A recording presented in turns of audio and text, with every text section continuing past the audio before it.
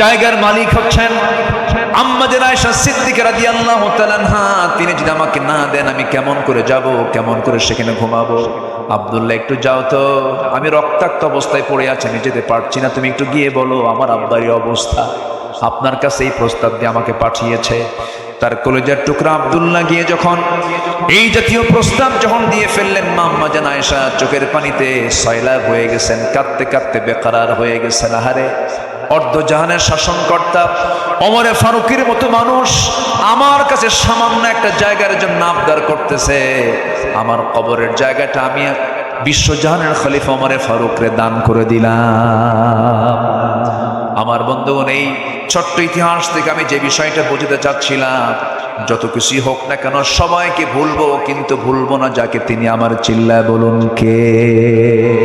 কাকে বলা যাবে না? সবচেয়ে শ্রেষ্ঠ সৎ আমল, নেক আমল হলো এই নেক আমলটা।